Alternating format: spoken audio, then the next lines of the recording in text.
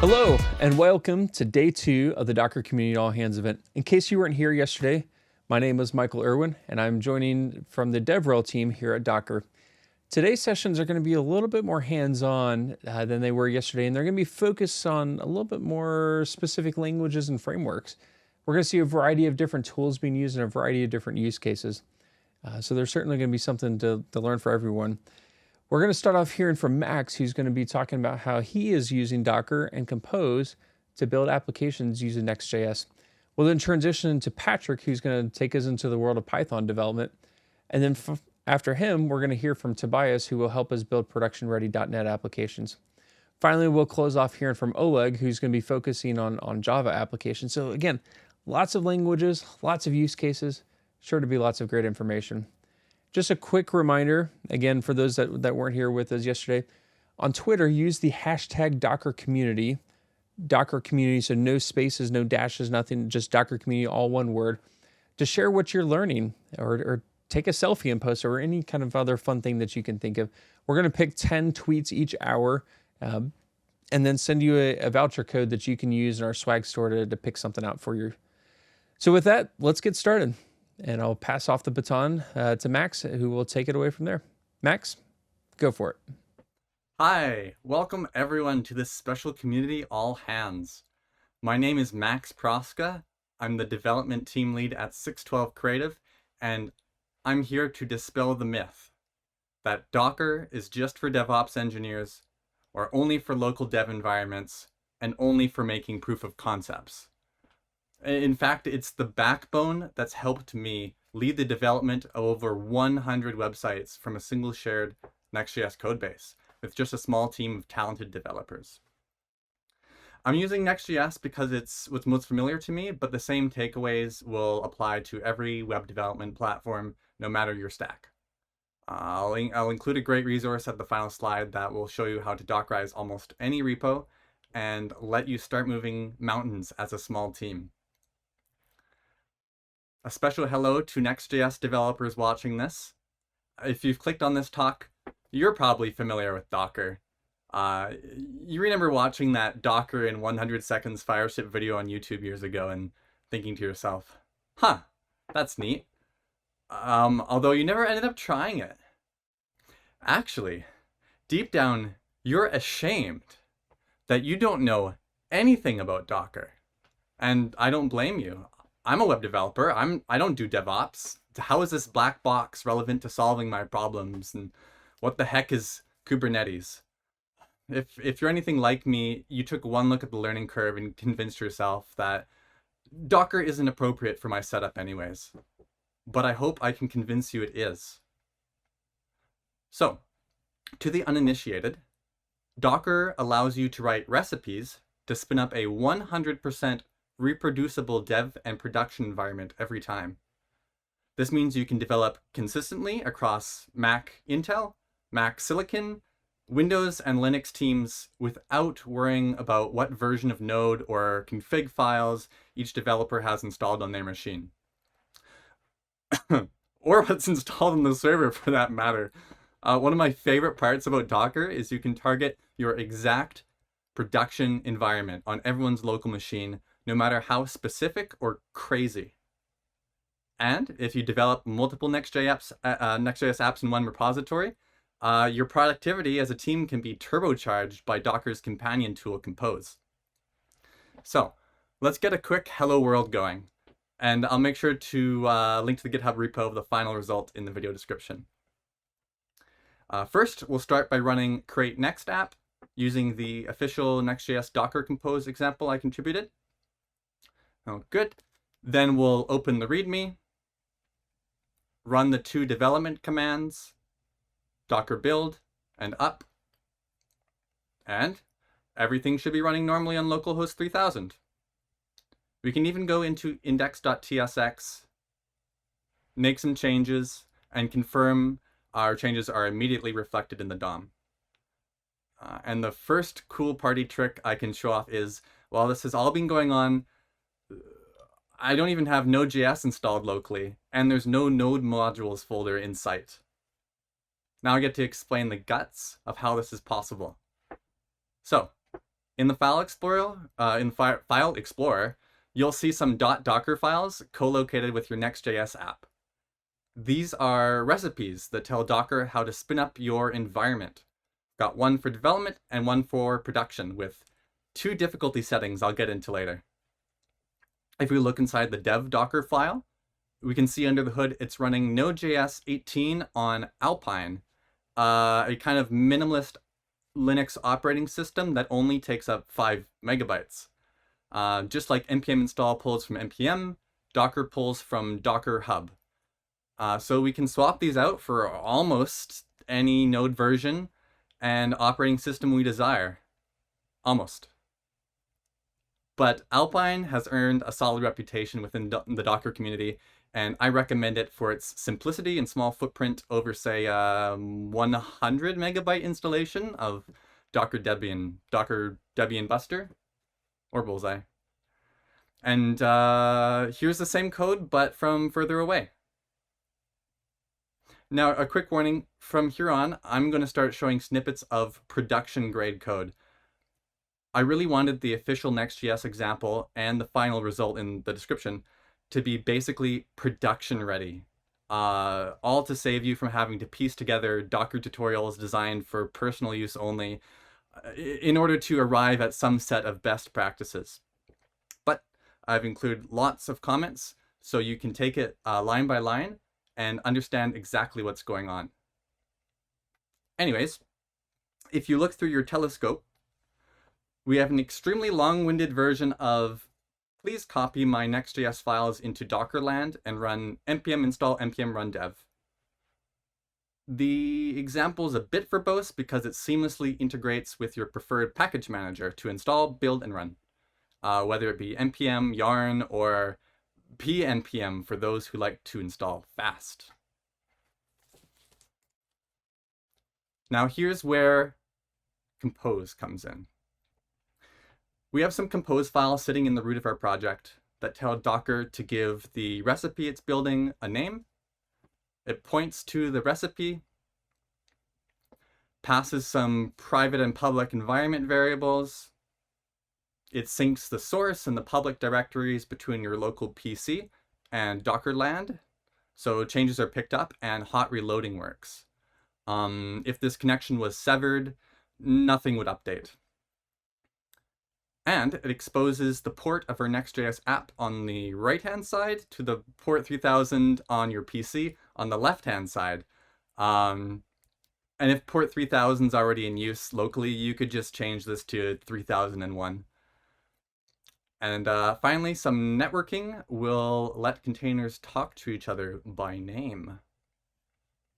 So everything I've showed you can technically be done without compose, but the equivalent to this YAML file as a pure Docker run command can get a bit gnarly as your project grows, and especially if you're developing in a mono repo. And in this way, changes to your development and production infrastructure is code, and it can be easily committed to version control. Now I've left myself a comment to add more containers so we can pick up where the Next.js example leaves off. Okay, so this is getting cool, but I want to demonstrate the true power of compose by slamming a bunch of technologies into our compose file. I'll add Postgres and Nginx, create a folder for each with a basic 2 to 5 line Docker file. And at this stage, you can add whatever technology you want, frankly. Docker will happily spin them all up. We just have to grab some value from the database, display it, and we have something that more closely resembles a full stack app.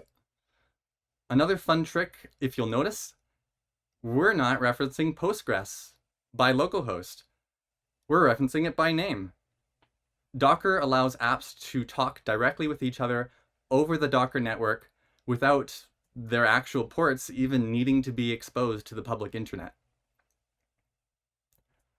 So far, I hope you can imagine how useful it is to be able to develop locally with a local database at your fingertips, any flavor or version you want with any config and placeholder data.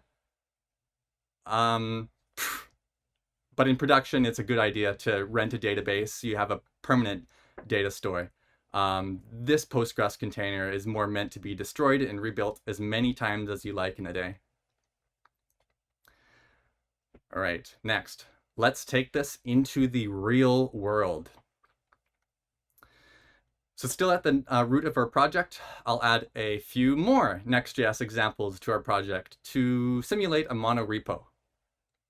I've already got myself a landing page, but now I want to start a blog and create a search engine, because why not? Whatever your SaaS product is, it can go here. And I really can't stress enough how easy having everything in one place makes applying changes across multiple Next.js apps. If you have the ability to edit them all in the same place, to test them together, and to push your changes as one commit, then other developers can review it as one pull request. It's a fantastic strategy to catch bugs from entering production. But before we hit run again, you'll see we have a slight problem that all of our apps want to run on port 3000. Now we could tell them to run on different ports, but let's talk about a technology that can help us handle this a little bit more elegantly, called Nginx. So Nginx is a high-performant, best-in-class reverse proxy, or a kind of firewall that sits in front of a bunch of applications you don't necessarily want to have open to the public internet. It's very useful for interweaving a bunch of Next.js apps, or even dissimilar technologies like Python and Java apps. If you're part of a small team, Nginx lets us think more security-oriented and set all kinds of rules like SSL, hiding headers, basically infinite security, rewrite, redirect configurability that isn't possible in the next config file, or is very hard with some extreme regex that takes a team of PhD students to understand. Now, before those who know Nginx think I'm just going to use a bare bones Nginx config with a naked proxy pass, don't worry. The real example is backed up with a ton of best practice defaults. Now, let's run all of our 3 Next.js apps on port 3000. But, oh no! The homepage appears fine, but I've encountered a 404 on my blog and search engine. A quick inspection of the network tab in the Chrome DevTools, and it appears our blog on /blog is trying to load the JavaScript from just / our homepage's Next.js app. So let's update our blog and search engine's Nginx Next configs, that is, to tell Next what base URL it's expecting to load JavaScript from. There we go. 3 apps running off the same port, just on different pages. Something more closely resembling a real-world app. All right, next up is production. Super easy to test production locally. It's really as easy as running the 2 production commands from the README. And with a little extra time to build the final production artifacts, your app will still be available on port 3000. With this setup, you have very little reason to log on to a server and debug issues there. It's all reproducible locally because it's all the same environment. Now, my production script also holds a fun secret. Some might call it unnecessary, but I love knowing it's there.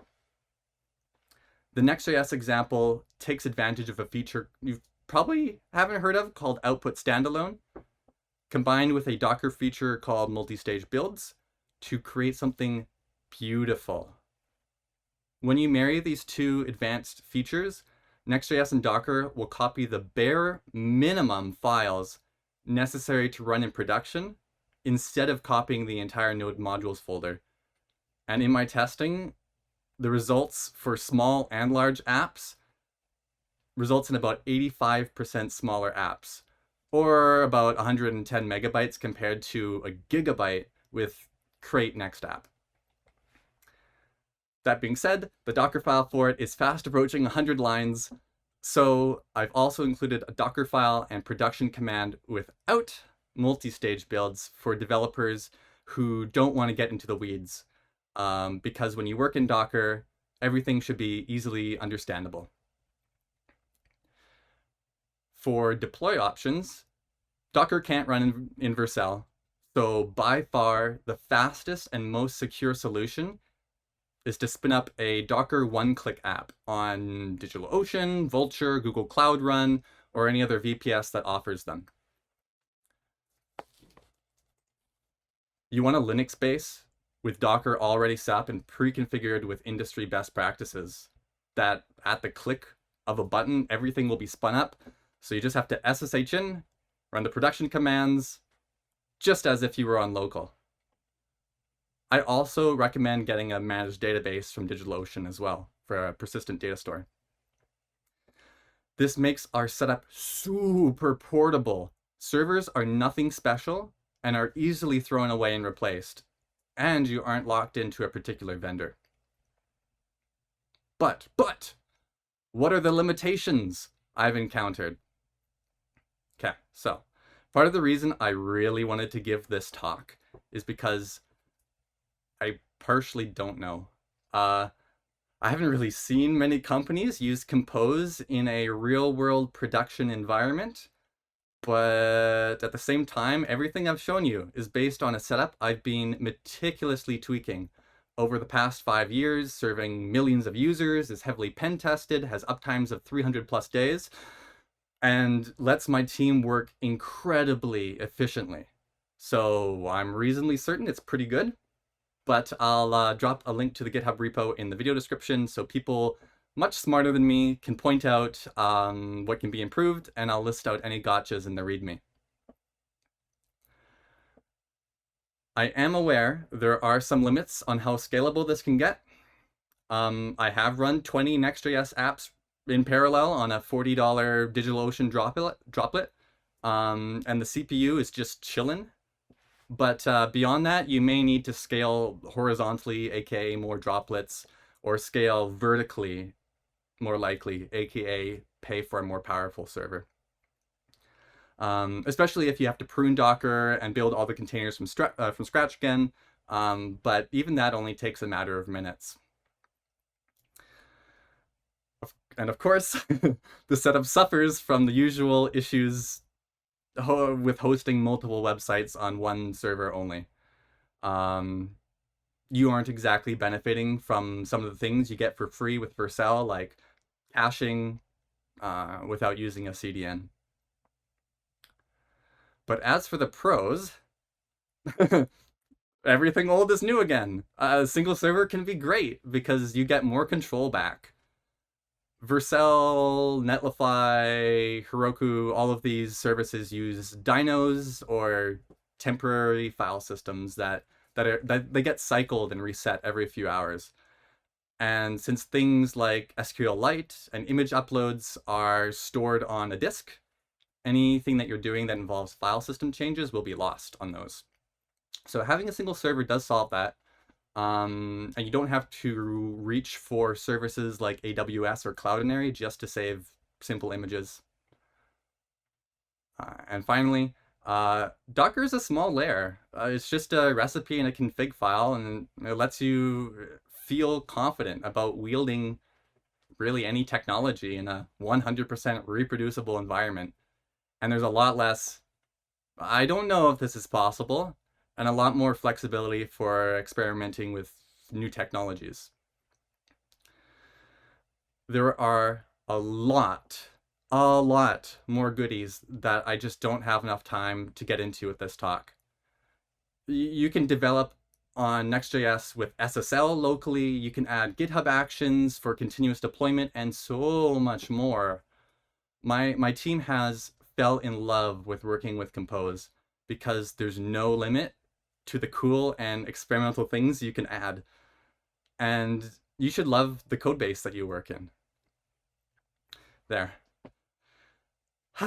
I hope you've all enjoyed hearing the possibilities Docker and Compose can bring to development and production, just get out there and try it. Start adding Docker to your repo today. And if you're unaware where to start, I highly recommend checking out and starring the awesome Docker Compose repo on GitHub. It is an awesome springboard to Dockerize your app no matter your stack. If it exists, there is a Docker image of it. No exceptions. Thanks for watching my talk. My name is Max Proske. Feel free to reach out to me, and I'm excited to hear from other developers who use Compose in production. Good luck!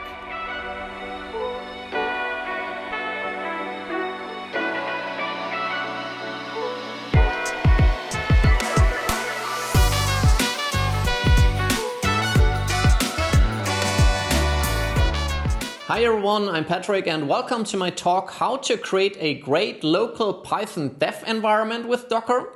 So let's have a quick look at what we talk about here. First, why Docker? And then we learn about all the steps that are necessary to have a great developer experience with Docker. So first we learn how we can Dockerize an app. So we start with the very basics. This is a very beginner-friendly talk. Then we learn how we can get immediate file changes from a container to our system and vice versa. So we talk about volumes here. Then we learn how we can set up an IDE inside a container. Then we learn about Docker Compose and how this will simplify everything. So then it only needs one command to start everything. And if we understand how Docker Compose works, we can very easily add more services. It only takes one more line, for example, to add a database then. So I also show you this in a quick demo later. And finally, we also learn how we can debug Python code inside a container. So yeah, I think these are all the codes necessary to set up an awesome environment. And now a few sentences about me. So my name is Patrick Lober. I'm a developer advocate at Assembly AI. Assembly AI is a deep learning company that provides state-of-the-art AI models as an API. And here we use Docker for pretty much everything. So not only for deployment, but also for local development. So we're big fans of Docker. Also, I'm running my own YouTube channel. So you can find me with the handle @patlober and the same on Twitter, patlober. And then I'm also the founder of the Python Engineer website. So check that out as well for Python and ML tutorials. But now enough of me, so let's get started. And first, why Docker and why not just use a virtual environment? So Docker is much more than a virtual environment. It's basically a whole Linux operating system that is a isolated environment where you can then install all your dependencies. So not only the Python modules, but also all other dependencies on the system. And you can keep your own system clean and don't pollute this. Then you can very easily add multiple services. We will learn how to do this later. You can easily deploy this to the cloud then. Then your coworkers can have the same environment by spinning up the same containers. So also very cool to reuse the environment. And you can also quickly test out different Python versions. So for example, when the latest 3.11 came out in October, I used Docker to pull the latest image from the Docker Hub and then quickly spin this up and test this. So yeah, I think super cool to play around with different Python versions very quickly. And now before we start, I also want to mention that there is another Docker feature that is called Dev Environment. So this is currently in beta, I think, and this should come soon. So this is not what this talk is about. In this talk, we learn how we can set this up step by step together so that you learn all the Docker commands and the Docker features yourself so you understand what's going on. So yeah, I think this will be a cool feature that's coming soon as well. And also now, since we do this together, everything step by step, I also want to mention that all the code and the commands that I use, they will be available on GitHub. So you can find this here, GitHub Patrick Lober Python Docker tutorial. This is the repository. But now let's get started with a demo app. And as a demo app, I want to use or create a small fast API web application. So for this, let's check out the documentation. And the first thing we would normally do is install the dependencies with here pip install fast API and pip install UVcorn. But in our case, I don't want to do this on my machine here. I want to do this in the Docker container later. So I want to save the requirements in a requirements.txt file. Here we put fast API and UVcorn. And now let's create the code. And for this, I recommend to create a new folder that I like to call source. And then in here, let's create our main.py file. And let's grab the example code from the website. So this is all that we need in order to run our first application. And now we want to Dockerize this. So for this, we have to create a file that is called Docker file in the base directory.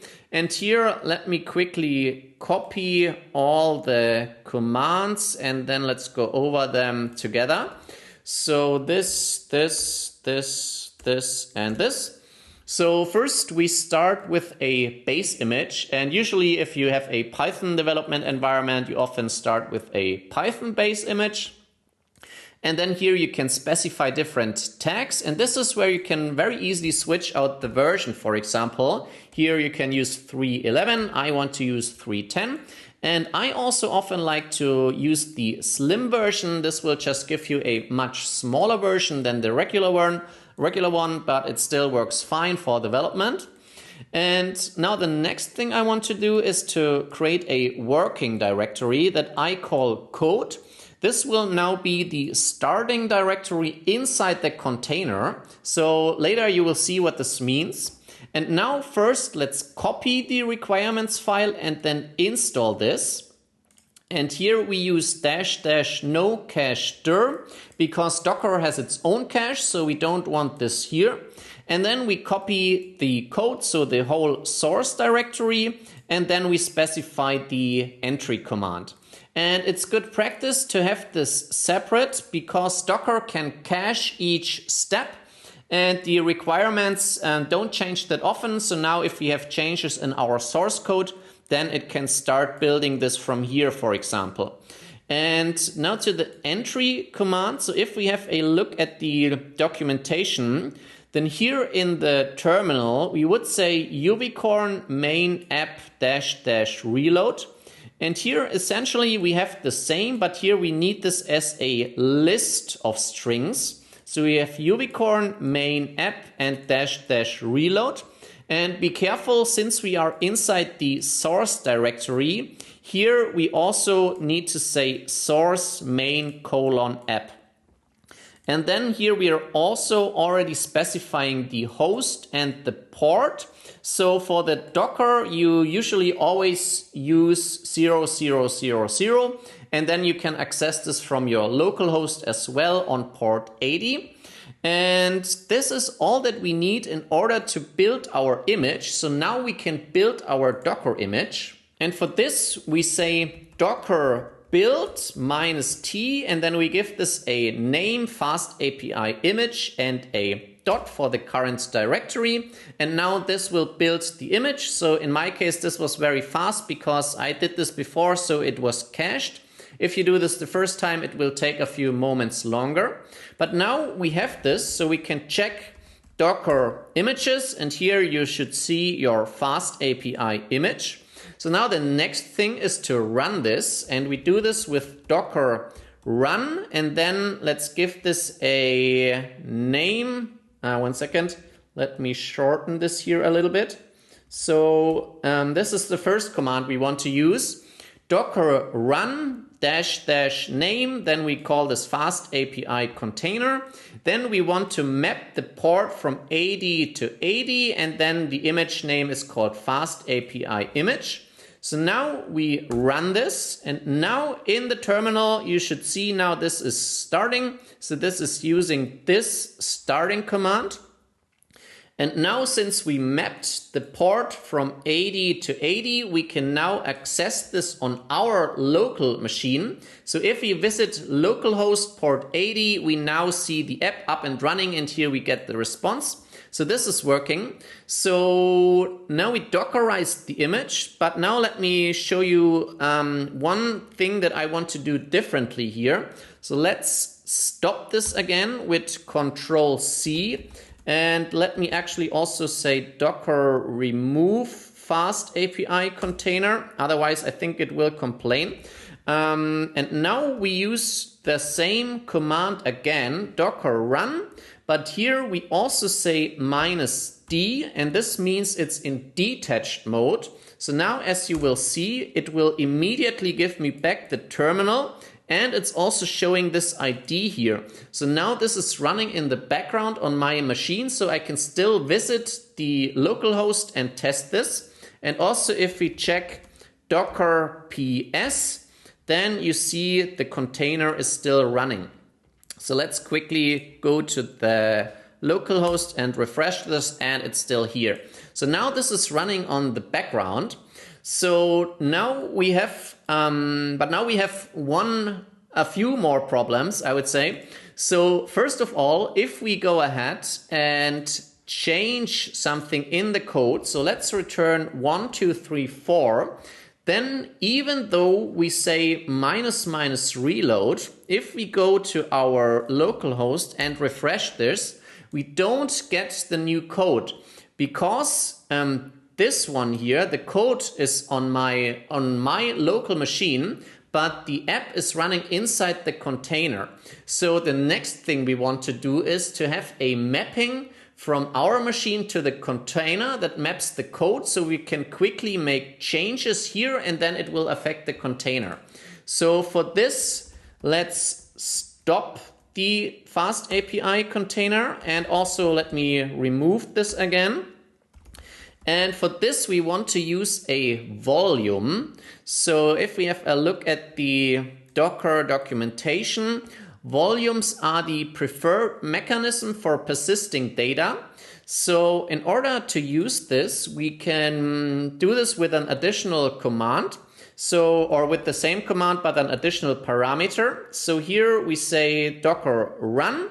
And now in the end we say, or somewhere in here, you say -v for volume.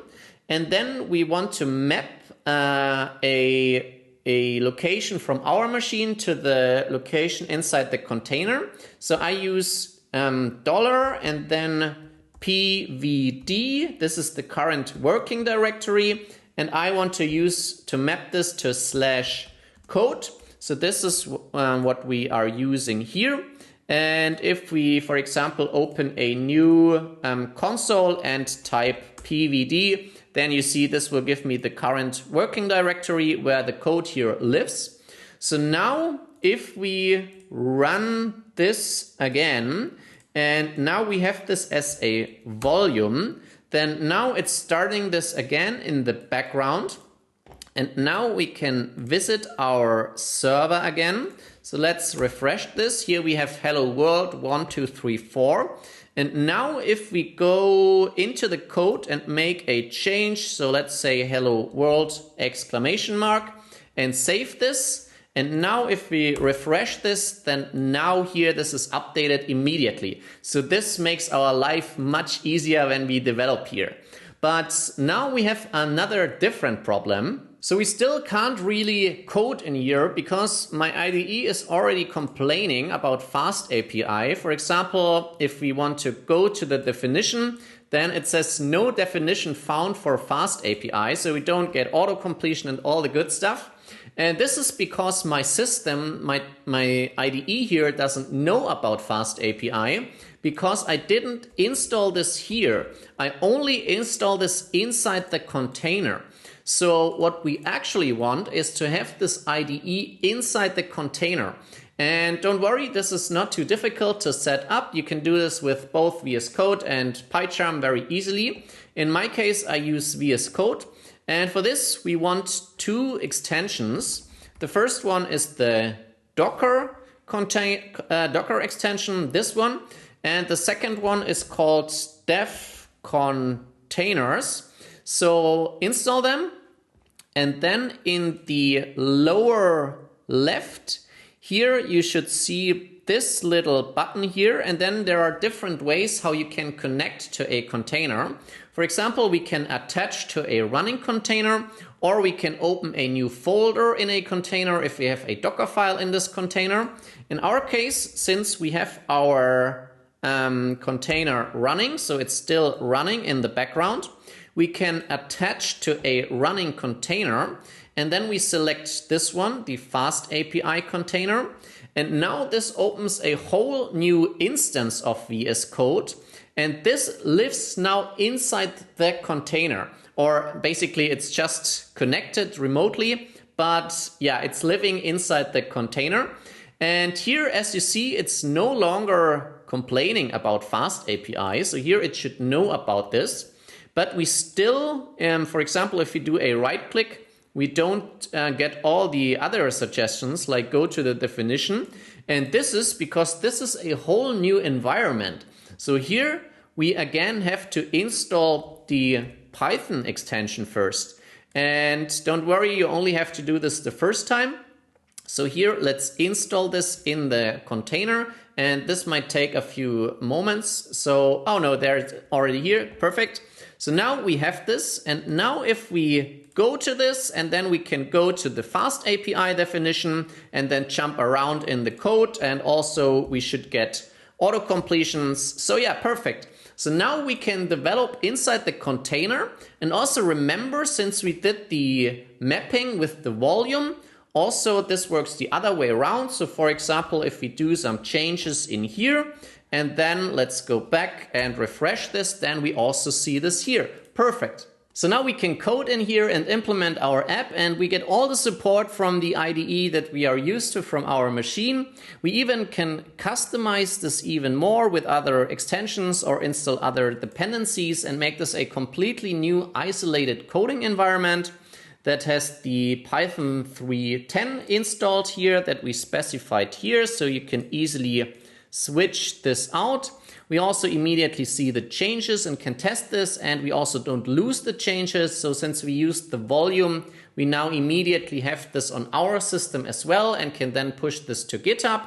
Then, for example, if we start a new terminal, you will see that this will be inside the container now, and it is inside the code folder. So this is the working directory that we specified here.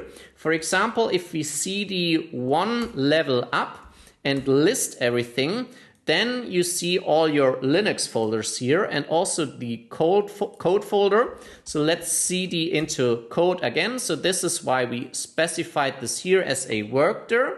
And here, if we see the requirements and the source. So this is what we copy here. And since we are using a volume that maps everything right now, we also see those two files. And yeah, so this is now how we can set up an IDE inside a container. And now I want to talk about Docker Compose. So let me stop everything. So let's close the remote connection and this instance, and here we are in the old one. So as you have seen, we used this very long command with the -p, with the -d, with the -v, everything. So now we can simplify everything with Docker Compose. So let's have a quick look at the documentation. So Compose is a tool for defining and running multi-container Docker applications. So here we define one YAML file, and in there we can configure all the services and, for example, then also define the ports and the volumes and other stuff. And then we only need one command to start and stop everything, and we can easily add more services. So let's do this. Let's actually stop this again. So we no longer want this. So we stop the fast API container, and let me also remove this and have a quick look. So now we no longer have any containers running. And now instead of the Docker file, or rather in addition, we also want a Docker compose.sh YAML file. And here, let me also copy this from the README, and then we go over this together. So first, let's use only this. And here we specify all the services that we want. So for now, we only have one that we call app. Then we specify that we want to build from the local Docker file. Here we can also say image and then specify an image name from the Docker Hub. And you will see how to do this in a few moments. For now, let's keep the build. Then we give this a container name, and then we give this a command. And essentially, this is the same command that we are seeing here, but now written in the terminal style again. And then here we have the configuration for the ports and for the volumes. And essentially, this is the same configuration that we see here in this long command with this -p and the -v. So this is just a different way to configure this. And now instead of this whole command here, we only need to say docker compose up. And now this will start all the services here. So now, as you can see, it's running again. So we can visit our localhost port 80. And here we have this. And we can also make changes. And then we should immediately see this. So in the terminal, you see we have some more infos. And if we refresh the page, then we immediately see this. So this is working. And now let me stop this again. And in order to shut everything down correctly, we want to say docker compose down. And now I want to show you how we can add more services very easily in here just by adding a few more lines. So in this example, let's add Redis, for example, as a database or as a cache. So we define a new service name. And now instead of the build command, here we say image and then a image name that we can find on the Docker Hub. So let's search for Redis Docker Hub, and then we should immediately find this. And here you also see the available tags. So I want to use Redis Alpine. So let's copy this in here. And now for our first service, we want to say this depends on the Redis service. And this is all that we need in order to add multiple services to the Docker Compose. And here, of course, we can also then specify more configuration. But this is all that we need in order to get this. And now this will pull Redis from the Docker Hub and then also install this inside the container. Then we don't have to install this on our machine. And now before we restart everything, let me also add Redis as a Python dependency. So this is the Redis Python module. And now we can use this in the code. And now we want to say docker compose up again. And this time let's also say -- build because we changed something in here and we want to rebuild our image. So let's say -- build. And then let's also say -d. So now it will again be in detached mode. So let's run this. And the build is done. So now, for example, if we say docker ps, then we should see the Python server and also our Redis image. So these are now both running in the background. And now we can, for example, add Redis here to our code. So for this, let's also attach this again. So let's say attach to running container. Then we want our Python server. And now it's restarting the VS Code. And now I think this will be again a different one. So I think we again have to configure Python, the Python extension here. Don't worry, you only have to do this once and then it will always be there. But since we used the Docker Compose file now for the first time, this is building a separate image and a separate container now. So, but now we have this and now we can use this. So we should be able to say import Redis and it should be there with auto completion. So I think Python is still installing. So let's wait until this is installed. And now installation is done. So let's try this again. Import Redis. And now you see we have the auto completion. So it finds Redis. So now let's quickly add this here. So for this we say r equals redis.redis. And then as a host, we say host equals, and this is our service name, which is also called Redis. And then for the port, we use the default port, which is 6379. And now let's, for example, define another endpoints where we say /hits. And then here we can say r.increment, and let's give this a key. So let's call this hits. And now here we want to return hello r.get, and then we say hits, and here we say the number of hits. And now this should be working. So everything is already synchronized. So let's refresh this and let's go to /hits, and here we see the number of hits 1.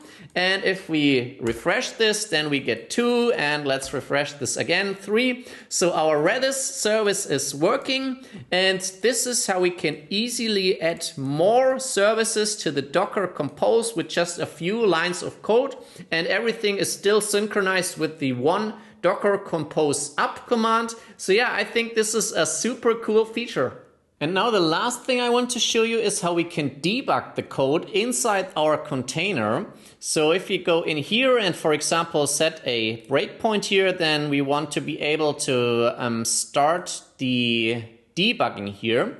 So for this, let's first close this again and also close this instance. So for this, first we need to add one more package to the requirements.txt, and this is called debug.py. And then we also need to add the port of debug.py to this port.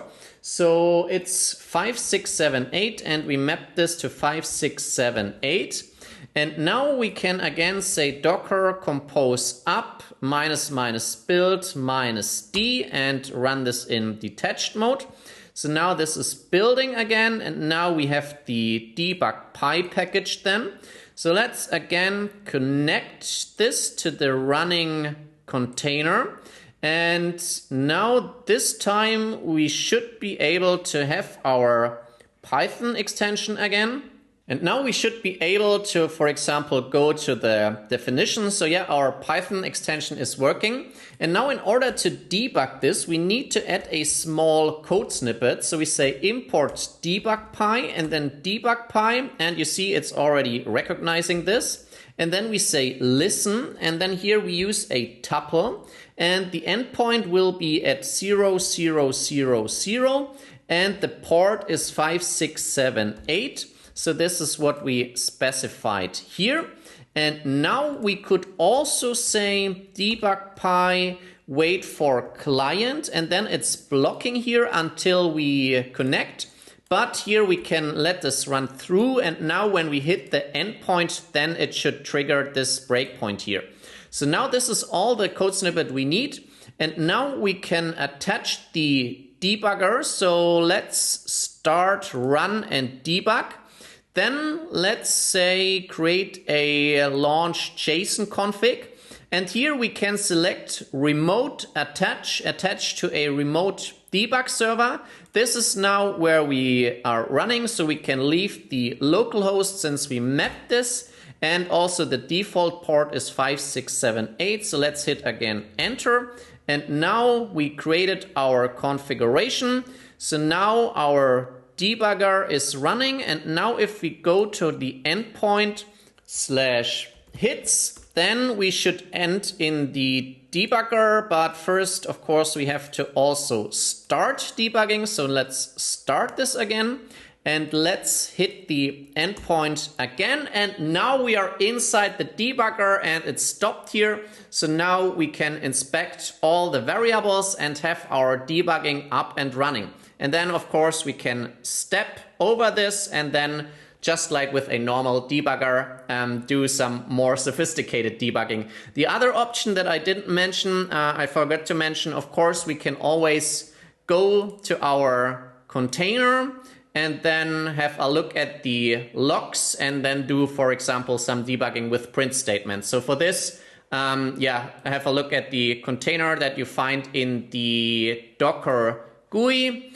But this one is a little bit more advanced, and it's also not too hard to set this up. So yeah, these were all the things I wanted to show you in this talk. I hope you enjoyed this and could follow me here. If you have any questions, drop them in the comments or feel free to reach out on Twitter. Also check out my YouTube channel. And yeah, thanks for watching, and then maybe I see you next time. Bye.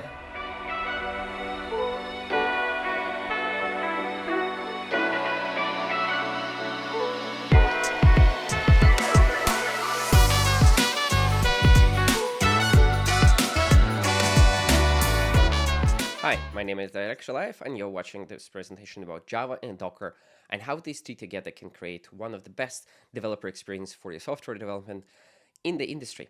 I might be a little bit biased. My experience is mostly Java, but I think the modern combination of Java and Docker is a very hard to beat combo. And in the next half an hour, I would like to show you how you can create local development environments using these two, how you can create your test environments for your proper integration tests, and even do some releasing and building some Docker images for your release cycle. Let's get started. Java has historically been a powerhouse in the enterprise, and it's not just because the language is so amazingly great, but mostly because the JVM as a platform is so dynamic. You can create a ton of libraries which can handle absolutely anything that you want, and the ecosystem is brilliant. But also you can create the tools that can be loaded into the JVM, sort of like a sidecar, and transform your application behavior in a very interesting ways. You can inject some telemetry metrics if you want. You can create the tools that will inspect the state of the JVM, like profilers or debuggers. You can create tools and package them as libraries and load them at runtime. This dynamic nature has been like a joker for the JVM because you can be very flexible with what you create. Now, everything in the JVM circle is managed by the JVM and is pretty great if you are a Java developer. You have all the tooling, you can run your Java applications. It's pretty great. It works on all the platforms that you need. Magnificent. But lately, our applications stopped being just Java libraries or even Java applications. They become parts of larger systems where for the normal functionality of the application, we don't just need a Java virtual machine. We need other services that are outside of the control of your JVM. It could be a database, it could be your message broker, it could be your cloud technologies, everything like that. And of course, Java cannot handle that. It cannot manage that conveniently for your development process. You cannot just have your IDE and that become your database or something. So naturally, the solution for that is Docker. Docker is as universally available. It works on all operating systems that you need. So Windows, Linux, Mac OS. It provides you with command line tools and APIs to handle the lifecycle of processes that you would like to run. It can run almost all software imaginable. So the combination of Java and Docker can be used to create an incredibly powerful environments, both for your local development and to support you throughout your software development pipeline. Whether you are doing the whole DevOps methodology or you are more on development side where you just code, test, maybe release your applications, the combination of Java and Docker can help you create an incredible developer experience. Let's take a look. We'll start with code. So here I have, as an example, I have a little Java application, and it's just 2 files, and it's a Quarkus application. Quarkus is a modern application framework for Java. What the application does, it computes some prime numbers. So when we hit it with an HTTP request, it will generate some random bounds for the slice and find all the prime numbers within the slice. So what else it will do? It will also log the metrics, how long the computation has taken, and it will send that data to an external message broker. It will send it to Kafka. Now, what it means that for the runtime of this application, what I need is I need an instance of Kafka running somewhere. Now, to run this application locally, what are my choices? I can use some pre-provisioned managed Kafka instance, maybe from the cloud, maybe from my local development experience and platform teams. I can maybe hack around something with an embedded solution, which won't work for all the technologies, but maybe for some, I could have a reasonably compatible solutions, which is technically a no-go answer. I can also manage the instance of Kafka myself and install it on my machine and then go and install it on my CI workers. And that is clearly a path into nowhere. So I need a containerized instance of Kafka running. So what do? I reach for Docker. Docker would be a great solution here. I can define what services I need to be running. So I can say like, oh, please give me the Zookeeper from the Confluent stack and give me the Kafka from the same Confluent stack. And I can wire them together. I can provide a static configuration where those should be running. I can specify the environment for my Kafka, where it has to be running.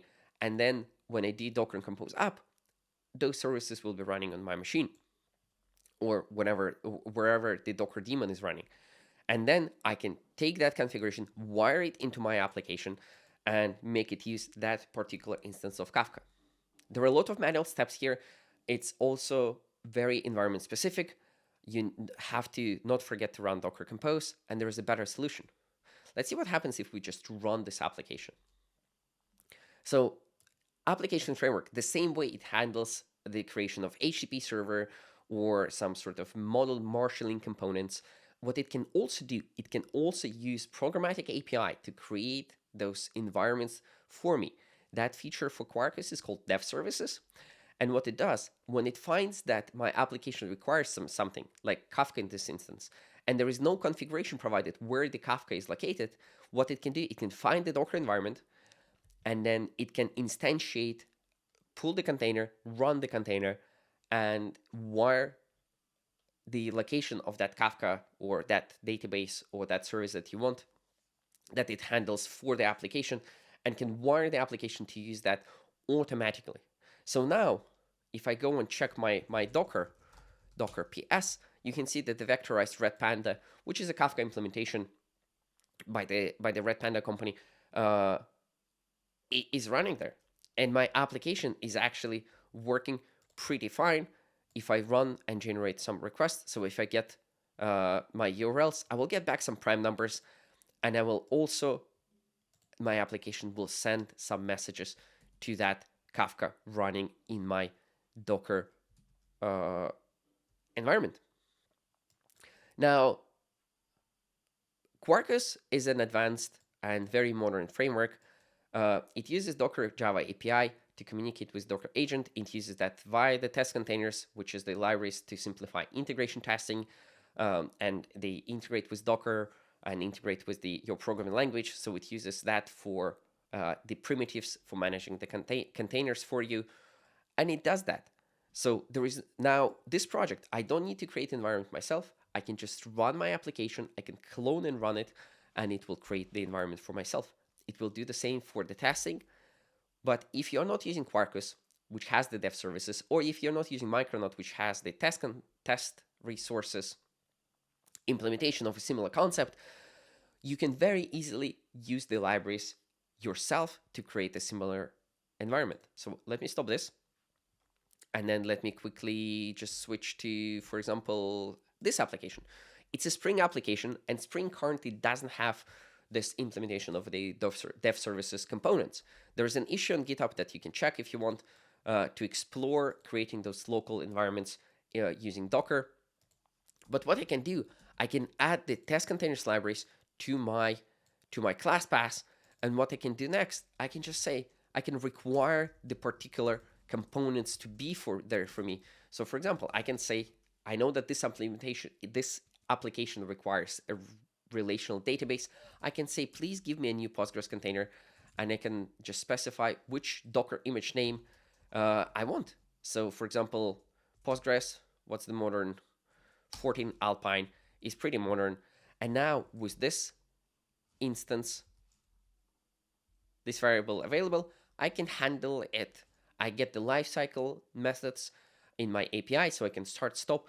I can also configure both the container to, for example, expose certain ports to my host, or I can override the commands, or I can copy files to the container. I can follow the logs. I have the full programmatic API to manage or configure that container, both the container, and if you use the modules, which are the higher level concepts. So Postgres container is not just like a generic Docker container, but it comes with the information that, we're working with the database.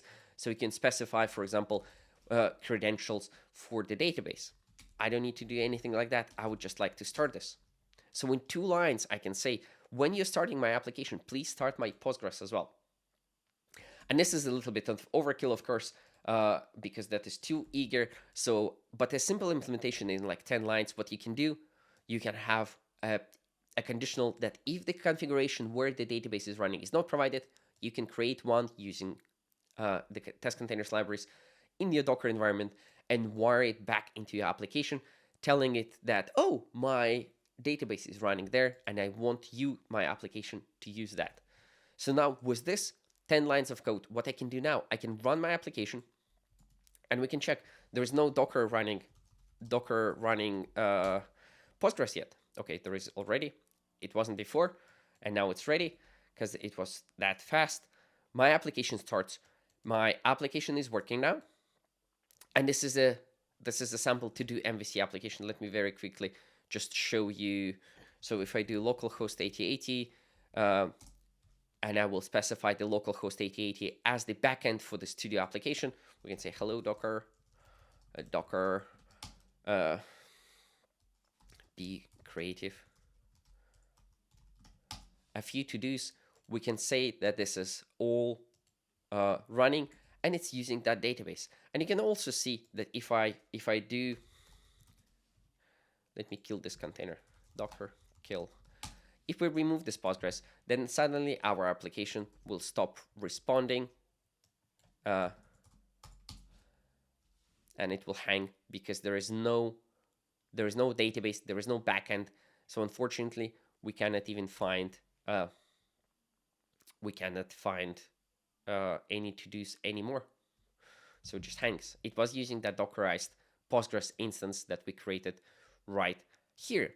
So this is how simply in 10 lines of code, even without relying on the framework support, you can create those dynamically loaded and created environments for your applications from your Java application using your Docker environment. And it can be your local Docker desktop installation, or it could be the Docker daemon if you're on Linux, or it can be a remote Docker or anything like that.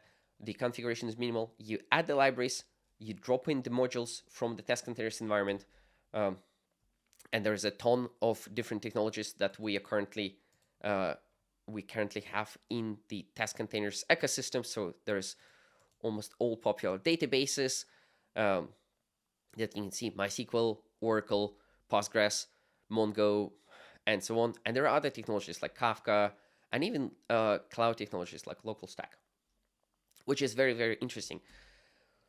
Of course, for the local dev environment, this is a nice to have feature, but where it really, really shines is your integration tests. So if we go further through our DevOps pipeline, next we need to test our application. And testing is a little bit special because what we need to do, we need to remember that during the tests, we need to create those environments and run our application in all different edge conditions, very often breaking actually the application or the environment to check the negative conditions. Will my application work when the database is not available? What will happen if my database schema is this way? What if Kafka runs out of topics or any other, edge condition, right? And then that could break the tests. So tests should be isolated, and sometimes they need to have their separate environments, which you can very, very easily do with this similar concept. Let me show you an example. So here's an example of a Spring Boot application. It's a sample application. The logic is not necessary. very important. But what it needs, it requires a database, and it requires Redis, and it requires Kafka for its work. So here I have an abstract integration test example, which creates all of them. It creates a database by overriding the JDBC property, and it uses some lower level test containers primitives to create other containers. So it uses the generic container, which is the basic abstraction from the test containers libraries, to create Redis. We say that we want to run Redis 6 Alpine, so it will pull it from the Docker Hub, and of course you can pull it from other registries, both internal. If you can do that with the Docker pool, then you can do that and pull the images through test containers libraries. So we configure Redis to expose the port on which is running. We also put it on the network, so you can create custom topologies. And we use the Kafka container component, which is the abstraction that somebody took care and time to write how to run Kafka in a Docker container. So you don't need to provide all that configuration manually in your Docker Compose file or otherwise, but you can just use the abstraction and you get the nice Fluent API to create the containers, figure out whether you want zookeepers or not, how to get the syntax of the URLs that you need to connect your application to there. And it's a pretty convenient way to consume those containerized dependencies. Right, so here, what else I can do, even besides just doing the basic information, the basic configuration for my environment. And you can see that actually this tests, I have a little test suite here. You can see that it will run pretty conveniently. What I can also do, I can use my Docker as the environment in which I can inject some chaos engineering practices. So in this example, while the tests are running, we also, besides starting the necessary components like the database or Redis, we also running the ToxiProxy container.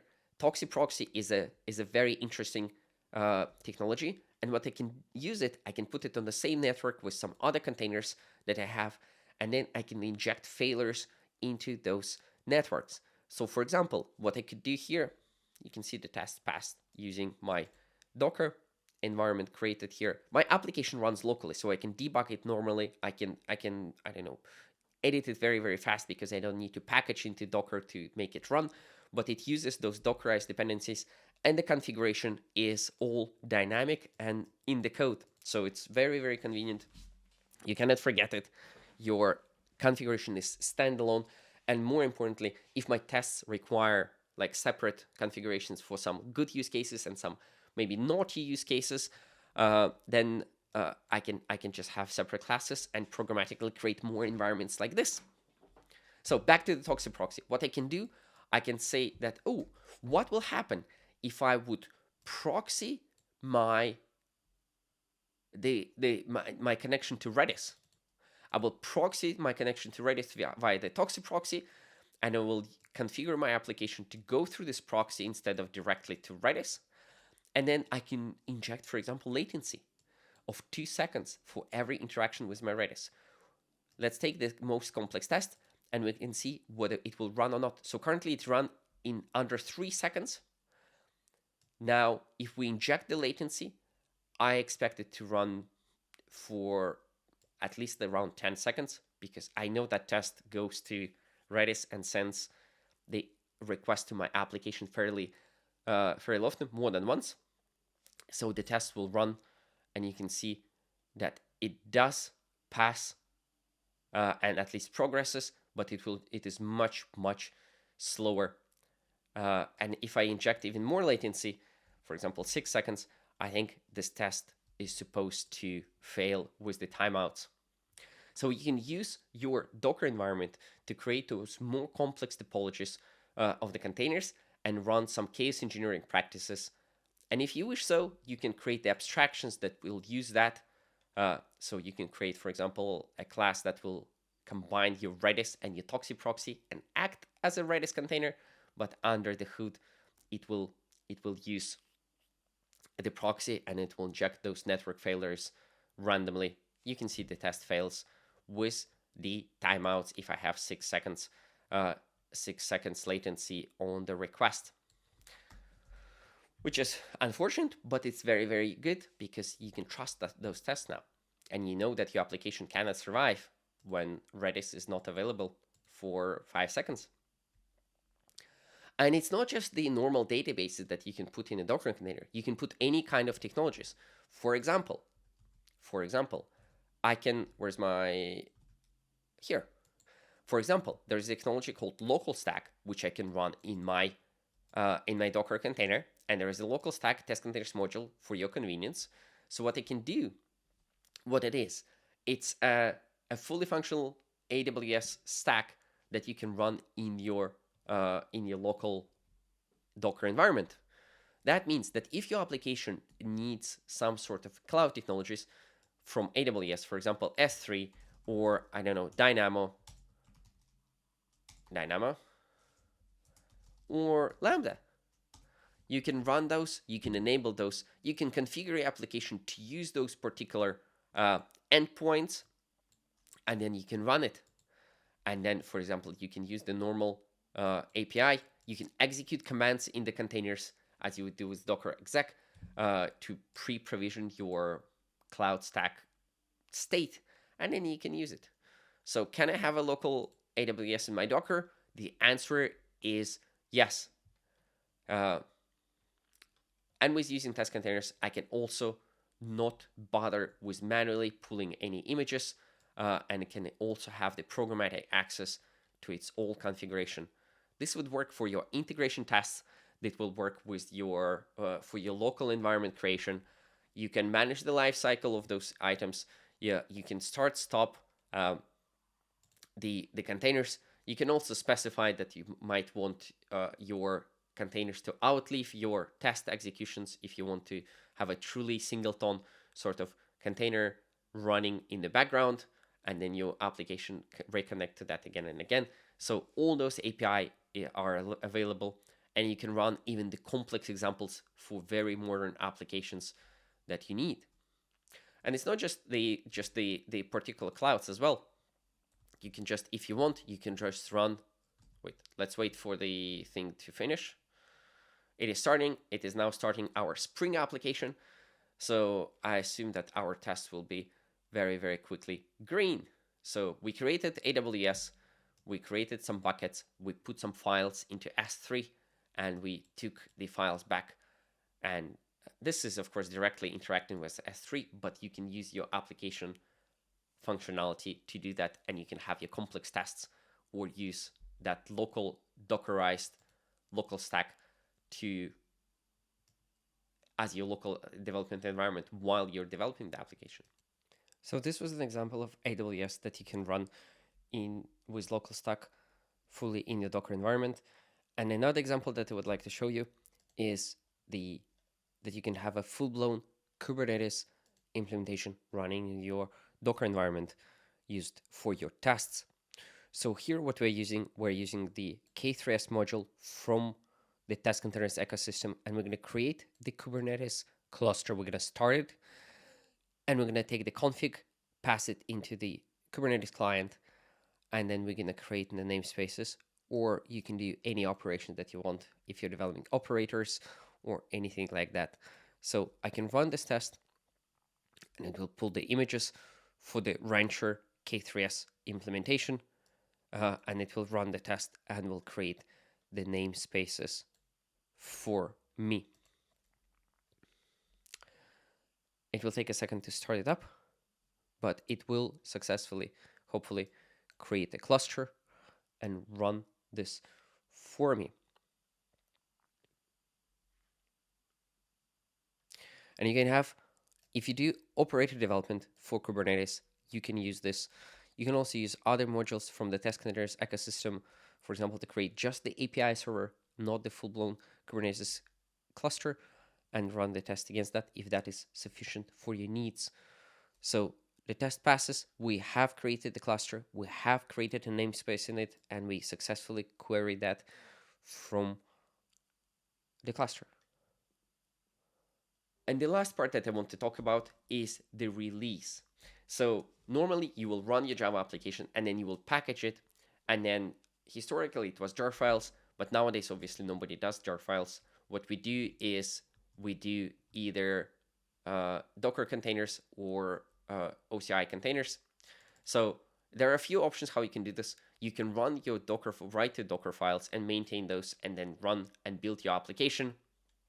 And then they will specify exactly what needs to be in your Docker image and how to run that. You can have multiple flavors of those. Some of them are simpler, some of them are more complex. Some Java applications you can run in ahead of time compiled mode, where it's just a binary. So your Docker file could be very, very simple. So you can have the minimal base image and then just a minimal configuration. But this is still something that you need to maintain. Another option that I would like to highlight how you can use Java or how you can use Docker for your Java applications is to use by using build packs. Build packs is a CNCF project that is sort of they're the builders for your applications. So you run the command line application on your source, and it will look at the source. It will find out what it is. In this case, it's a Java application, and it will use Docker daemon to build your application. And so it takes the source on as an input, and the output is the container definition. And of course, besides just using that manually on the command line, what you can do, you have the API, Java API, because everything in Java is a library or can be a library. Wait, recent project, build packs, examples. Here, what I can have, I can say, oh, give me what is my Docker client. So because I don't want to use my Docker manually, I don't have to use my Docker manually from the command line. I can just run it programmatically. And then what I can say, please build me, here's my build pack. This is my Docker. This is my application. This is my configuration for the build pack. Build.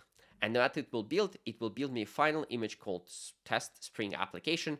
And then I can run tests against that particular image within the same build process, verifying that it actually completed normally. So I will say that I want my container by the name that I just created, and I will want to expose the port where the application is supposed to be running. I will start my application, and then I will use the high-level functional tests saying that, oh, I want to open port 8080, or whatever the mapped port is on my host side for that.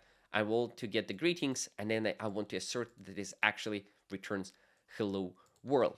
So what this means that I can run this test, and it will build me the container called test spring application using the build pack within my Docker environment.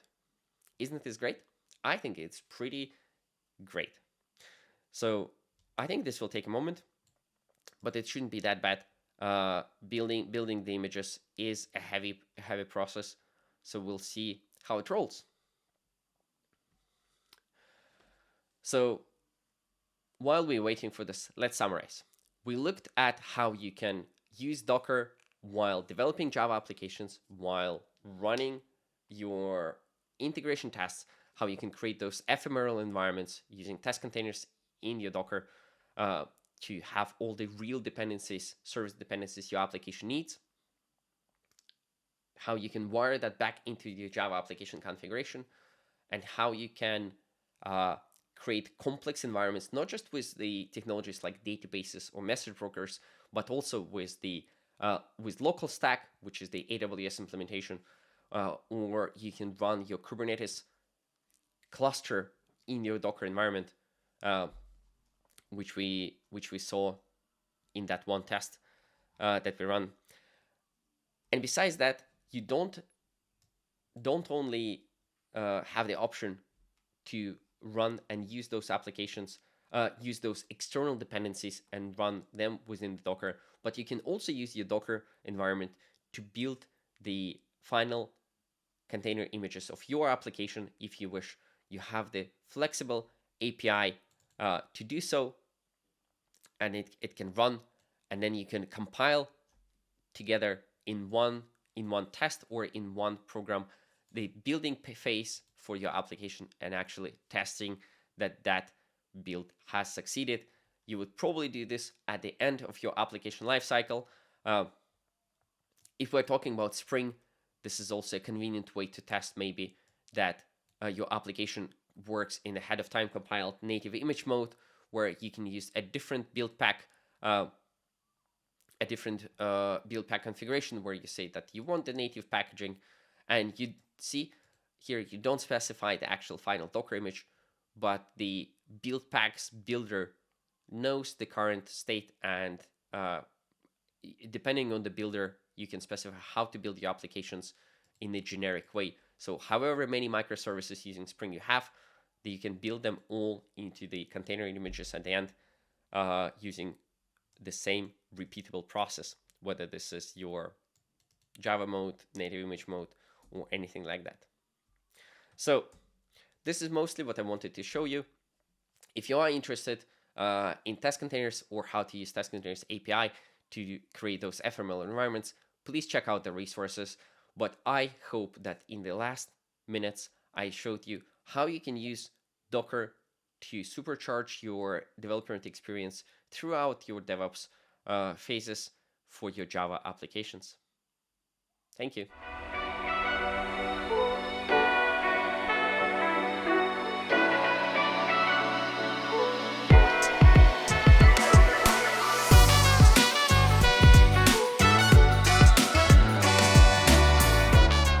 Welcome to this Docker All Hands session about best practices for production-ready .NET Docker images. What I want to show you today is the different steps, the different aspects that you need to consider when you want to bring your .NET applications into Docker images so you can run them as containerized workloads. If you have been working in that space for a longer time and you have followed the various information sources from Microsoft, from Docker, from the various community bloggers that are out there, then I probably won't be able to show you a lot of new things, but I guess it still would be an interesting recap. And if you recently started with .NET in the connection with Docker and containers, then I hope that I can provide a shortcut or a fast path into getting really production-ready Docker images, looking at the size, looking at security, the attack surface, vulnerabilities, and so on. But first of all, let me introduce myself. My name is Tobias Fenster. I'm a managing partner at 4PS in Germany, which is part of the international 4PS group. We create a cloud-based ERP system for the construction industry. On the community side, I'm a Docker captain since very recently, and I'm of course very happy about that.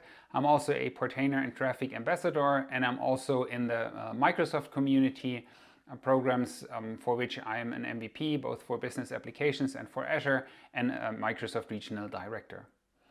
If you find interesting what I'm sharing today, if you want to follow along or you want to have a conversation, a discussion about containerization, Docker, .NET, technology in general, you can find my social handles here. You can find the URL to my blog, and there you can also find my podcast. But without further introduction, let's dive right into our topic, which is the demo scenario. So what are we going to take today? What are we going to put into our container image? What I did is I already created a new project and creatively called it project. And I used .NET New Web API as a command to set up that project. If you don't know, .NET New Web API is using the standard template of .NET to create, as the name says, a web API. What we want to do now is we want to put this into a Docker image, and then we want to step by step optimize that container image until it is production ready. And of course, we also want to take a look at the security vulnerabilities that might be in that image. We want to find them and we want to fix them. So let's take a look at the actual source code. For that, I will open Visual Studio Code. You can see here the standard template as it comes, as I said, out of the box for a web API. I only did a couple of small tweaks to make it work easier with Visual Studio Code. To show you what it does, I'll just hit F5, which builds and starts the application with the debugger attached. And then we can see that it opens up this Swagger UI website. We have one endpoint, which is the weather forecast. And if we call it, then we can see that it just returns random weather data for current dates and dates in the future. I'll already copy that URL, put it in here, so you can see this is what we want to get from our container. This is what our .NET application is supposed to return. Let's quickly stop the debugger just to show you, and now of course nothing is returned. Okay, so now we have our application. We want to put it into a Docker image. As you probably know, if you want to do that, we need to have a Docker file, which is kind of like the recipe or the build instructions for our Docker image. As a first step, for every Docker image, you need a base image in the from statement. And there we take it from Microsoft. We are using .NET. We want to build it, so we use the SDK and we use the latest and greatest. As we've seen, it runs on port 5000, so let's expose that port.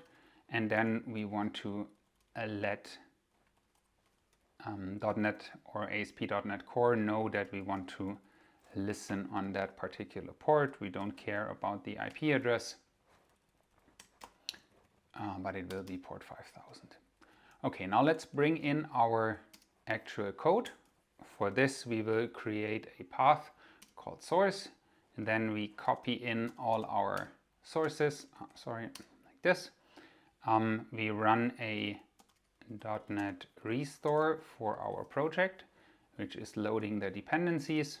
Then we do a .NET publish, again for our project. We want to make it release ready, and we want to put it into a folder. Let's call it app/publish. And then we change into that particular folder where we just published the application, and then we run .NET. We expect a project.dll file to be generated. So yeah, that's basically it. Again, just the basic steps.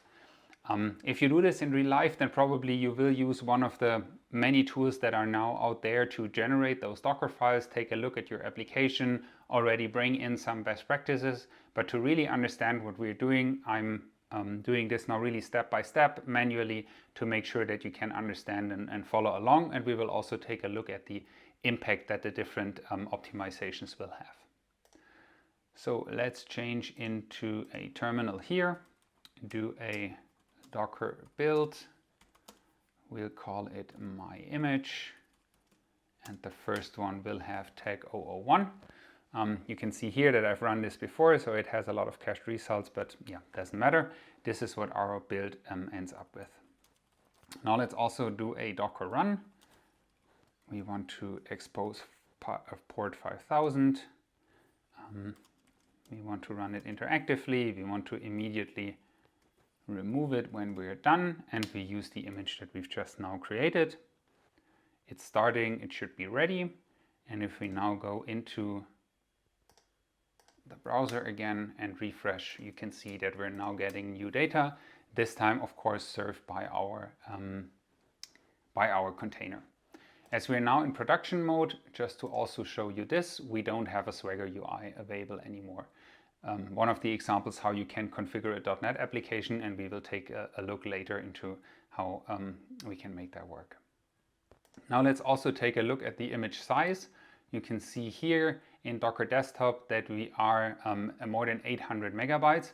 And of course, for a little applications that just returns random data, that's quite a bit, to put it politely. And of course, this is an aspect that we absolutely can optimize. As I said, we also want to do a Docker scan for our image. Now this is looking for vulnerabilities, and it's always a good idea to run this either even as part of your CI/CD pipeline, so that you can always find out when you have vulnerabilities and maybe react differently. As we will see in a second, there are different levels of severity for those vulnerabilities, and you could maybe decide that some of those levels you can accept, while a critical vulnerability, for example, would block the release. Now we can see we have 60 issues here. We have some with high severity, we have some with medium severity, and we have a lot with low severity. So yeah, this is obviously not ideal, but as I said, we've also already seen that the size is not ideal. So let's go back into our presentation and figure out what our first step is. And that of course is looking at the base image, because that is a huge part of what determines the size of our image.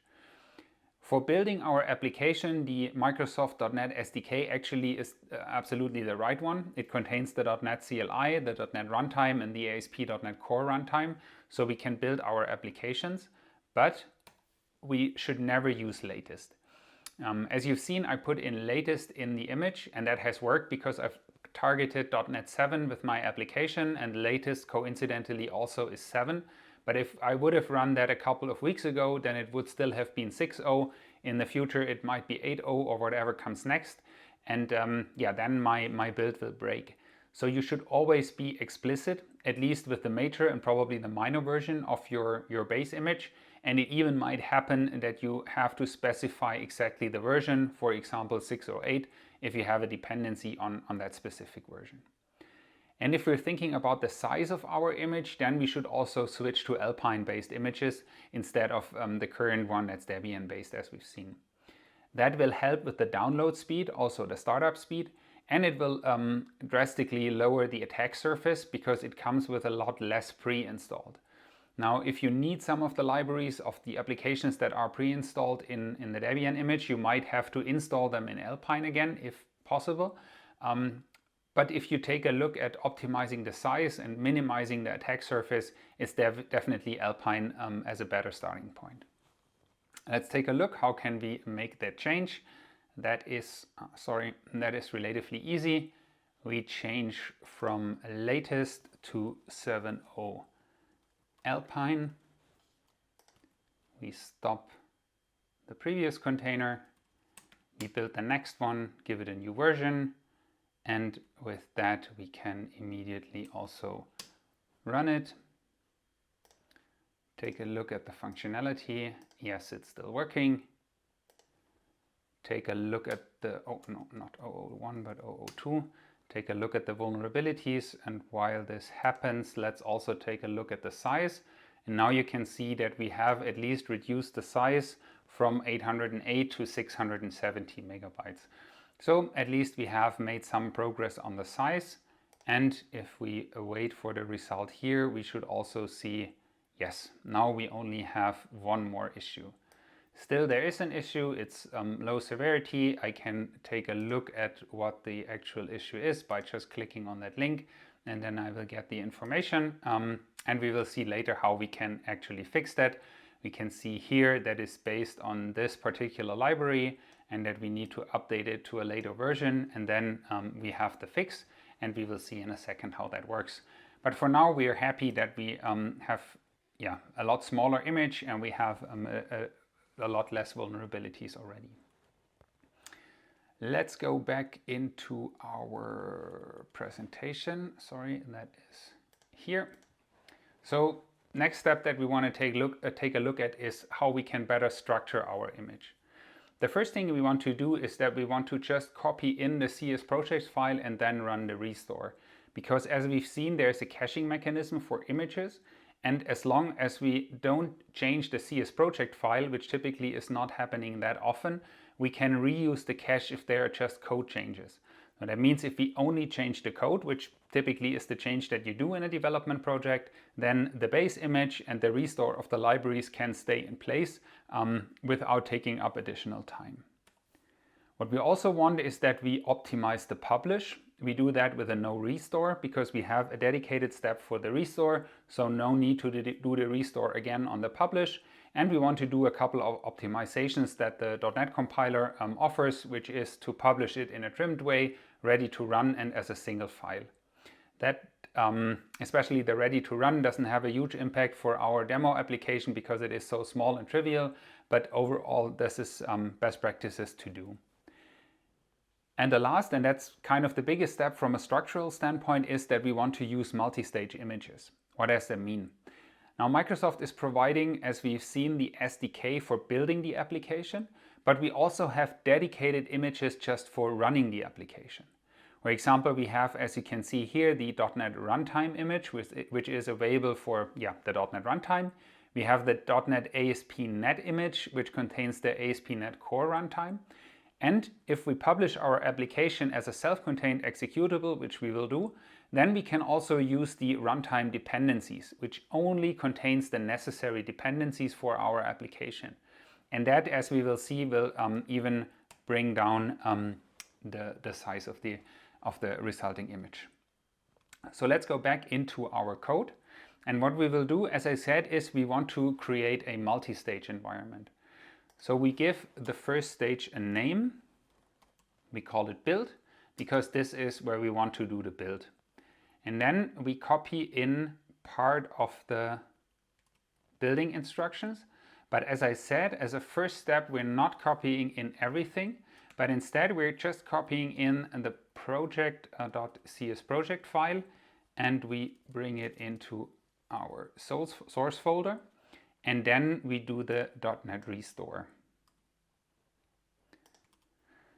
As we later want to run the publish ready to run, we also need to provide the runtime, which is Alpine x64 in my case, and we need to let it know that we want to publish ready to run equals true. So this makes sure that the restore is done in the right way so that we can later run the optimized publish. Now we have restored the dependencies and we can copy in our sources. And then of course we want to do the .NET publish. And this is a duplicate now, so we can remove, we can remove that.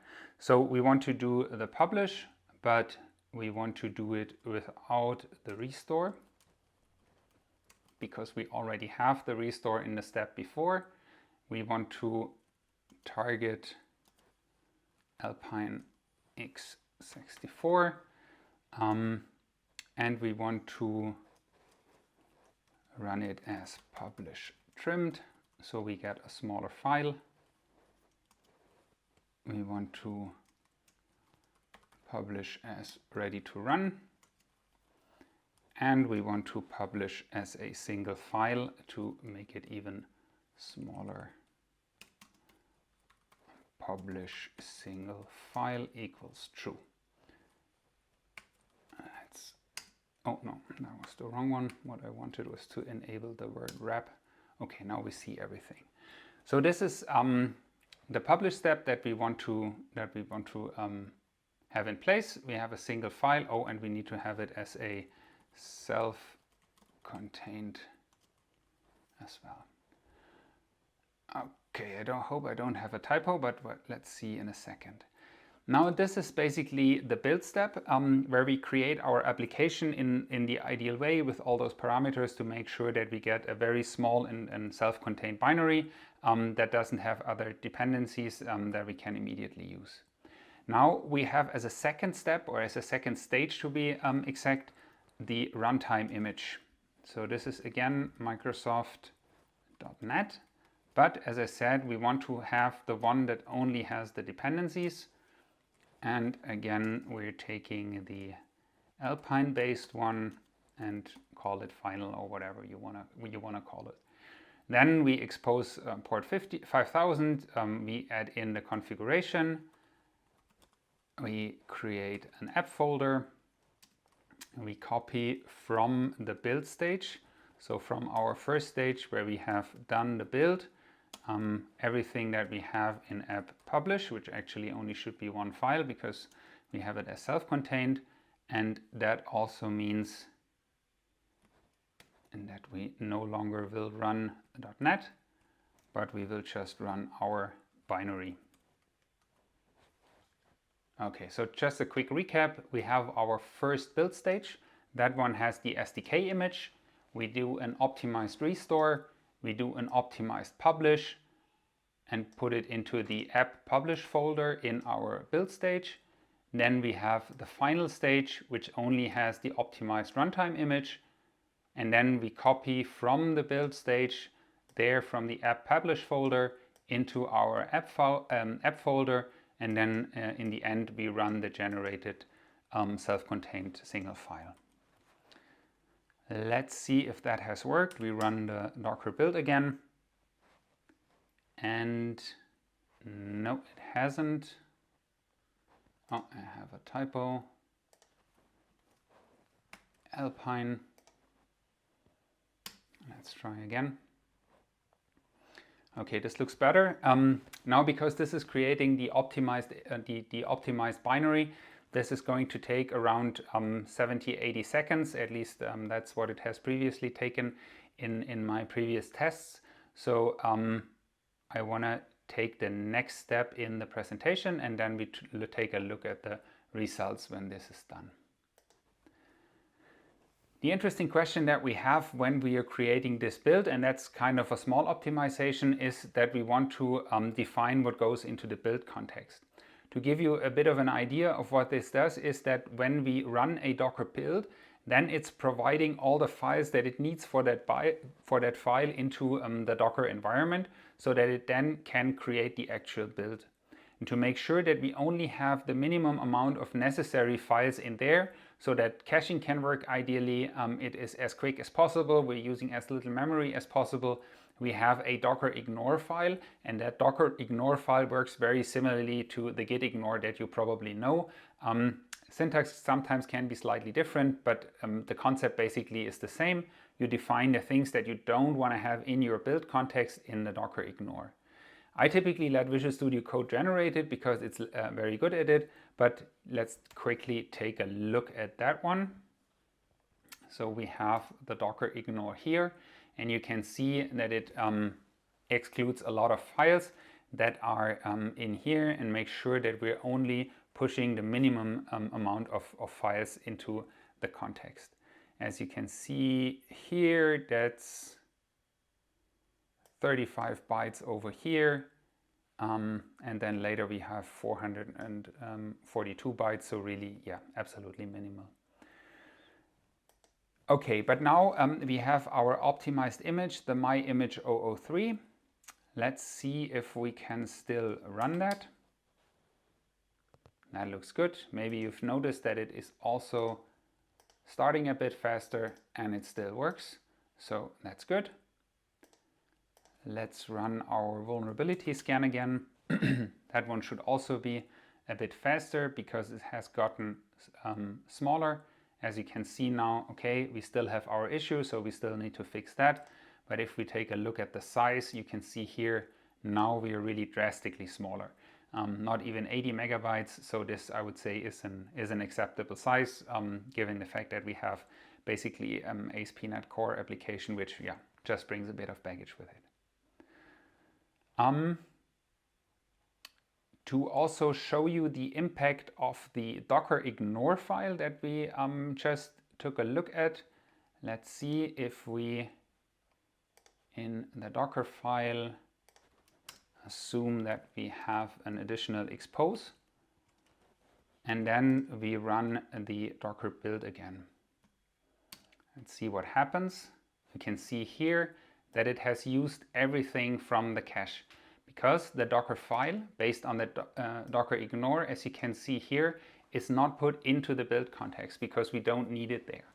If I remove that part, save it, and run our Docker build again, you can see, and I'll stop it here, you can see that it is no longer in the place where it needs to copy over the files using the cache, because it now has the Docker file that has changed.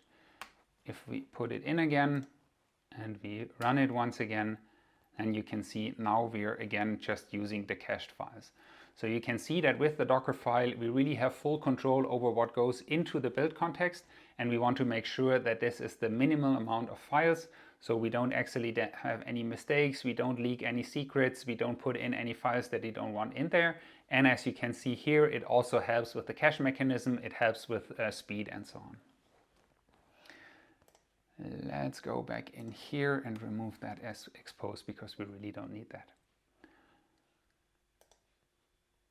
Okay, another thing that is interesting and best practice is that a container should typically have a health status. We also define that in the Docker file, and it is a way how a container can let, for example, an orchestrator like Kubernetes or Docker Swarm or whatever, know that the container is still healthy. And if the container is no longer healthy because the application has crashed or we run into an unexpected error or whatever, then the orchestrator can recognize that something is wrong and can replace that container. Let's take a look how we can make that happen. In our case, the easiest way is that we just do a health check. And I'll copy that one in so I don't mistype. So you can see here, what we want to do is we want to just run a request against weather forecast.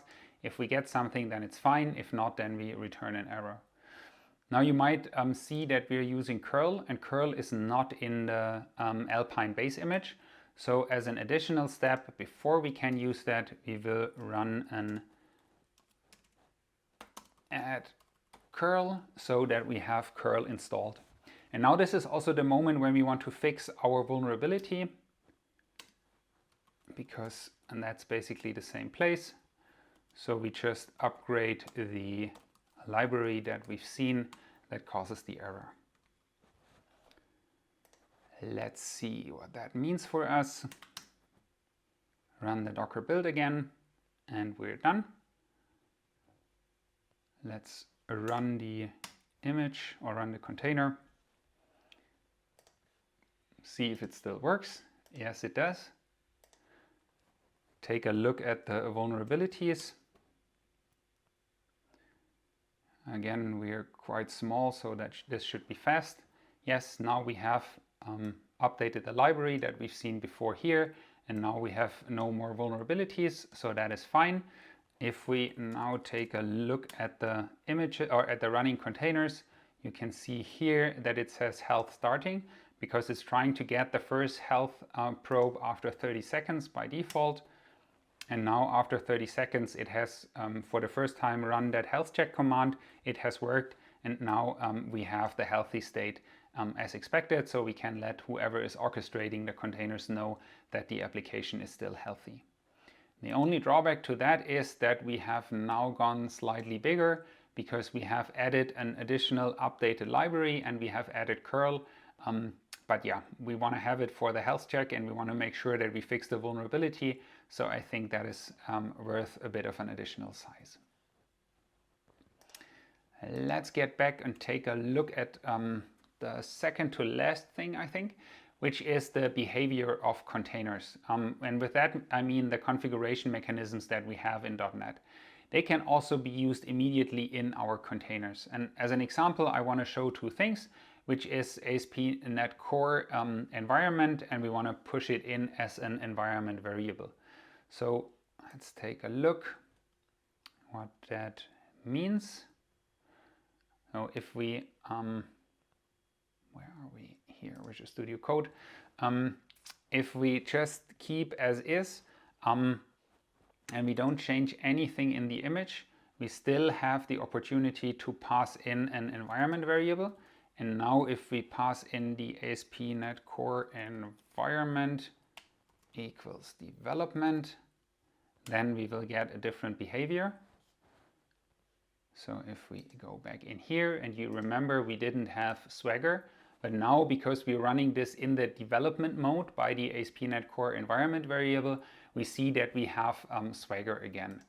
The reason for that is if we take a look into the startup, it looks at the environment, and if it is development, which we can trigger with that environment variable, then it adds Swagger in the Swagger UI. So this way we can use the familiar configuration mechanisms, we can use the different app settings files, we can use the environments. All of that works immediately just by setting the right environment variables. So nothing special to do for a .NET developer. You just need to make sure that you pass in the right variables when you start your application. Okay, let's take a look in here, and this one I think is the last one. You want to make sure that we're not running as a root user on Linux, because obviously if you're root, then you have a lot of you basically have all the permissions that you could have. So if there is a vulnerability in your application, if someone manages to go through a flaw in your application and goes into the container, then they would have root access to that container, and that's typically not what you want. So as a resolution for that, we want to create a dedicated user even without a password, give it access to the directory that we need for running the application, and that way we are not running with root, but we're running with a non-privileged user, and the process for our application is running with a non-privileged user. To just give you a quick idea, if you're doing the same thing under Windows, then you could use what is called a group managed service account. So then you could also have Azure AD or an AD application user that has the permissions of that particular application. So you can use Active Directory permissions in that scenario. But it also has the container administrator and the container user, which is basically the equivalent of root and non-root on Linux. So you can do the same things in a Windows image as well.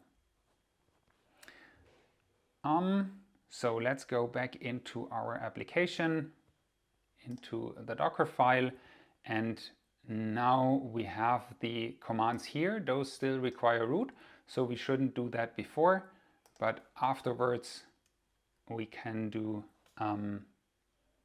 the change of the user. So we run an add user without a password. The home folder is app. We trigger the password file. We have that one as non-root, and we give that user full permissions to the app folder. And then we let Docker know that from now on we want to run with the non-root user, and with that we are fine. To just give you an idea of what it looks like before we have run the application, let's first take a look in here. So this is our old container that is still supposed to run as root. If we get a terminal inside of that particular container, we run a who am I, you can see it's root, and you can see that our application also is running in the context of root. So yeah, this is our old version, not yet optimized. So let's optimize it, create the build, version 5, that looks good, run it, and we are up and running. Let's first see if it still works. Yes, that works. And if we now take a look again,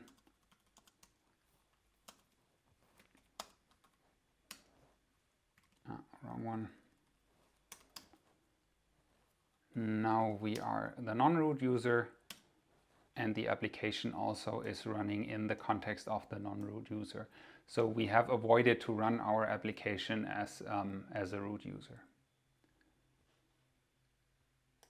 Oh, and yeah, let's also, just to make sure, again take a look at the vulnerabilities.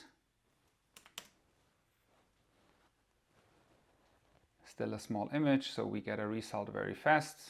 Still no vulnerabilities. And if we take a look at the size, you can see here that this is exactly the same as for the previous version, because we have just added that directive in the Docker file, and that doesn't really add an overhead. So really it should be a no-brainer to move to non-root users in your environment if you can. Okay. We have seen the demo, and that's it from my side. I hope I could help you to get a quick start on the best practices, on the important steps that you have when creating your production-ready .NET Docker images. With that, I want to say thank you for your attention. And again, those are the handles, the URLs, and so on if you want to reach me and have a nice conversation around containers, Docker, and whatever you want to come up with as technology topics. Thanks, and have a lot of fun in the further all hands sessions.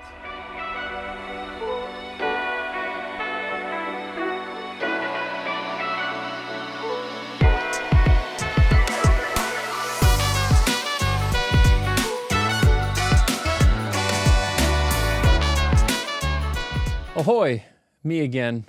As we wrap up our event, I just want to take one last chance to send a sincere thank you to everyone that's made this event possible.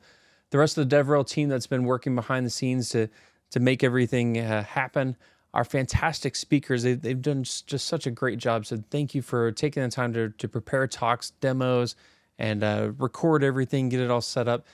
And most importantly, I want to thank you, the community. Thank you for supporting us, for being there with us, for answering each other's questions. We look forward to continue to support you and to help you out in any way that we can. 2022 has been a great year for some, but it's also been difficult for many others. We encourage you to look around and find a way to reach out and help lift up somebody that may be struggling around you. After all, we as a community only get better as we continue to help each other out. So again, look for those opportunities to reach out and help. We wish everyone a happy holiday season and look forward to seeing you in 2023. Thanks again for joining us, and take care.